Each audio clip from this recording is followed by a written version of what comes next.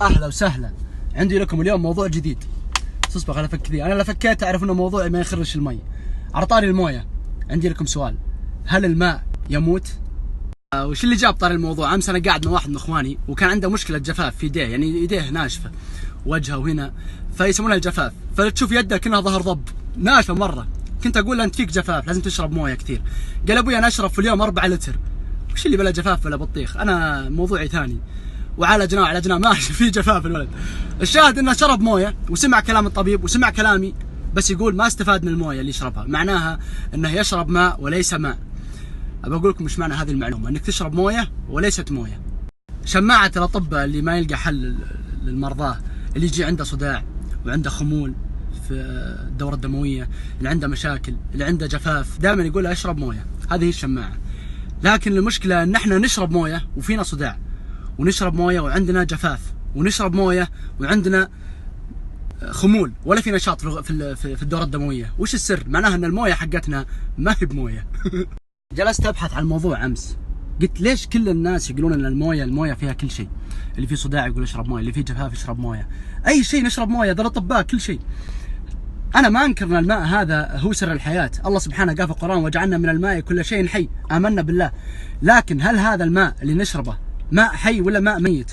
وهل هذا الماء هو المقصود في القران ولا لا؟ فتعالوا معي لنهايه التقرير وتعرفون ايش اقصد. الماء الميت هذا. الماء فيه طاقه عجيبه، قولوا لي شلون. انا امس يوم قعدت ابحث في النت، دخلت يمكن اغلب المواقع ولقيت شخص عربي اللي هو الدكتور الكيالي متكلم ايضا عن المويه. المويه هذه فيها طاقه عجيبه. المويه هذه اذا تنضغط داخل الانابيب، وتنضغط داخل الانابيب اللي في الشوارع هذه عشان توصل لك لبيتك، توصلك المويه فاقده طاقتها الحيويه، يعني انه يوصلنا لبيوتنا ماء ميت، والماء هذا اللي يوصل للمصانع ايضا ماء ميت. فعشان نرجع المويه لطاقتها الحيويه وش نسوي؟ اجتمعوا الباحثين وعلماء الفيزياء كلهم وسووا مؤتمر وقالوا يا جماعه الماء هذا ماء ميت، كيف نرجع له حيويته؟ ابحثوا وسووا جميع التجارب ما نجحوا. الماء ميت، الطاقة الحيوية اللي فيه ميتة، فاقد جميع عناصره الغذائية. وقالوا شلون نرجع له طاقته الحيوية؟ قالوا عجبتني حركة الدقدقة. قالوا الحركة الوحيدة اللي نسويها ان احنا نجيب مادة مشابهة لجسم الانسان عشان نرجع له الطاقة الحيوية ونكتشف فيها. فوش جابوا؟ تعالوا معي الحين انزل بكم جوا ونعرف ايش السالفة. بدأوا يفكرون العلماء ووجدوا ان اقرب مادة لجسم الانسان هي الفخار.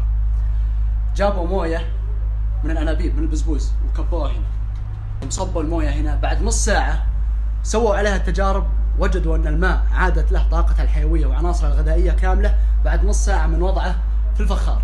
احنا اقل شيء ليش ما يكون في بيوتنا على الاقل جره واحده من الفخار زي هذه؟